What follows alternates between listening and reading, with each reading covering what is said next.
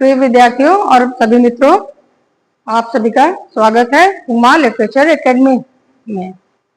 तो आज से हम भारतीय इतिहासकार, अभी तक हम पाश्चात्य इतिहासकारों को पढ़ रहे थे। आज हम भारतीय इतिहासकार पढ़ेंगे। भारतीय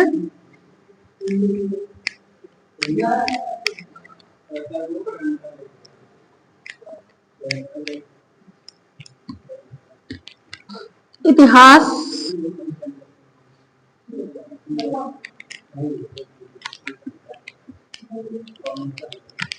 कार, ठीक है।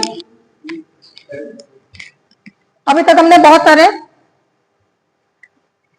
विदेशी इतिहासकारों को देखा, कई इतिहासकारों को, जिसमें हमने हीगेल, कार्ल मार्क्स, टैनेबीर, स्पेंसर आदि कई इतिहासकारों को पढ़ा। ठीक है, अब हम भारतीय इतिहासकार पढ़ेंगे अपने, जिनमें सर्वप्रथम हम पढ़ेंगे आज रमेश चंद्र मजूमदार को।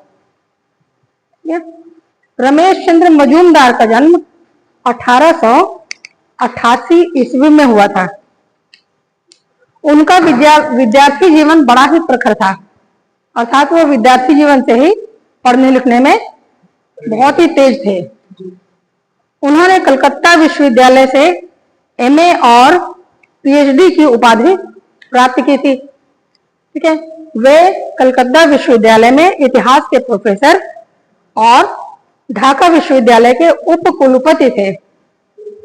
उपकुलपति का मतलब होता है वाइस चांसलर। यूनिवर्सिटी का जो सबसे बड़ा मुख्य पदाधिकारी है, वाइस चांसलर होता है, उपकुलपति उसको कहते हैं। तो अपने प्रारंभिक जीवन काल में डॉक्टर मजूमदार ने प्राचीन भारत में बहुत सारी, देखिए उन्होंने बहुत कई, यहाँ पर हम देख रहे हैं, उन्होंने कई पुस्तकें लिखी हैं जिससे उनकी प्रतिभा का हमको परिचय मिलता है।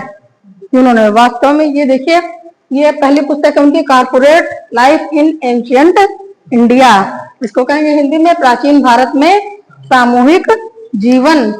दूसरी उनकी किताब है हिस्ट्री ऑफ बंगाल, बंगाल का इतिहास। ठीक है, जावा पर भी उन्होंने एक पुस्तक लिखी और भारत का बृहद इतिहास भी उन्होंने लिखा। भारतीयों का इतिहास एवं संस्कृति तथा हेरास स्मृति व्याख्यान, आधुनिक भारत में इतिहास लेखन, तमाम पुस्तकों की रचना उन्होंने की और इतिहास में बहुत ही उनकी पुस्तकें विख्यात और प्रामाणिक मानी जाती हैं। ठीक है, तो यहाँ पर उनका हम जीवन परिचय देखेंगे कि उन्होंने कलकत्ता विश्वविद्यालय से एमए और पीएचडी की उपाधि प्राप्त की। वे कलकत्ता विश्वविद्यालय में इतिहास के प्रोफेसर रहे और ढाका विश्वविद्यालय के उपकुलपति भी थे।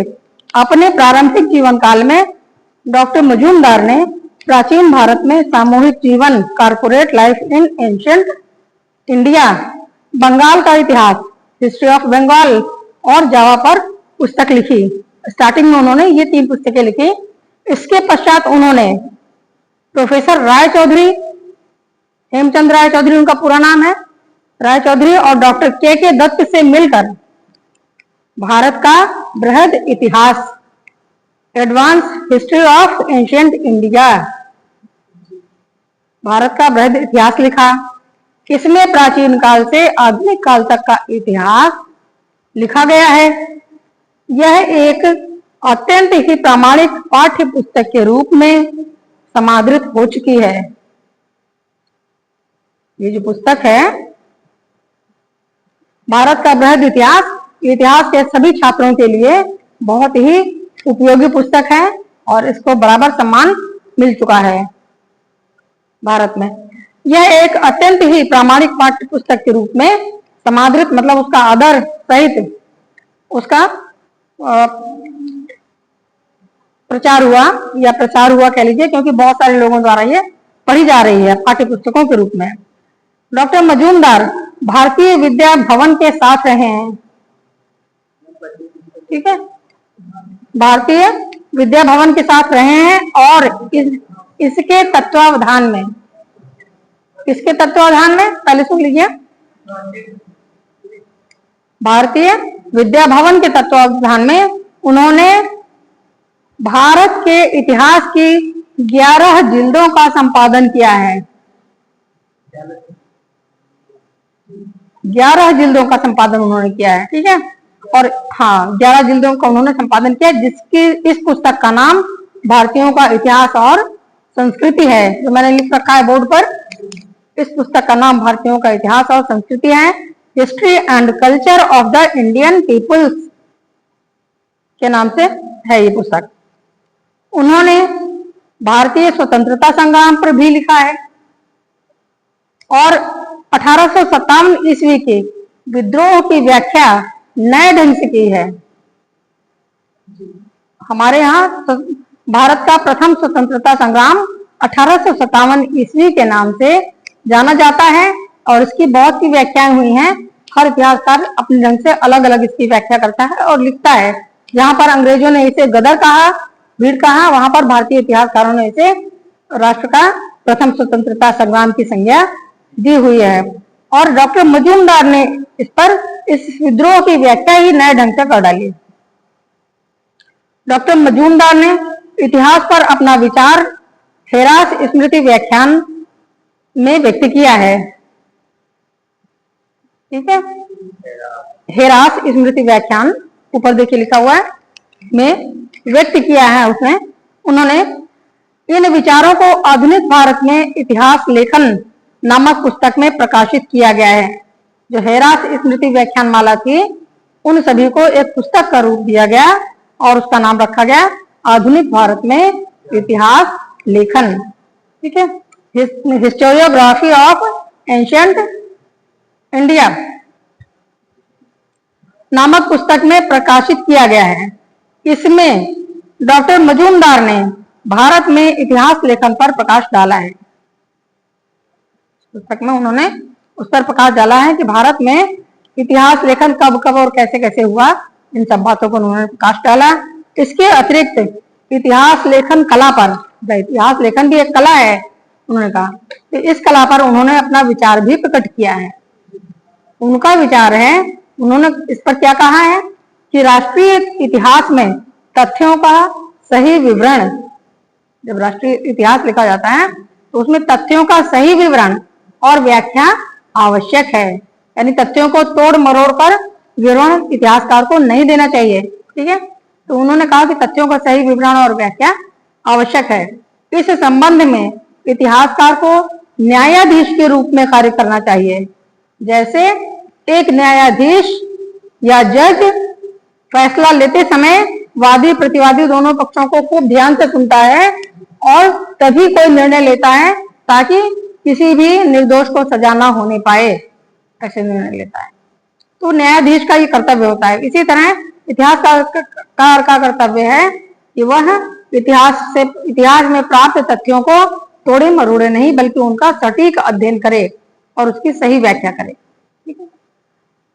उसे भले बुरे सभी पहलुओं पर ध्यान देकर, इतिहास के जितने भी भले बुरे सभी पहलुओं पर, जैसे न्यायाधीश भले और बुरे पहलुओं पर ध्यान देता है, वैसे ही इतिहासकार को भी सभी पहलुओं पर ध्यान देकर अपना निर्णय तब देना चाहिए, तब अपने इतिहास की व्याख्या करनी चाहिए।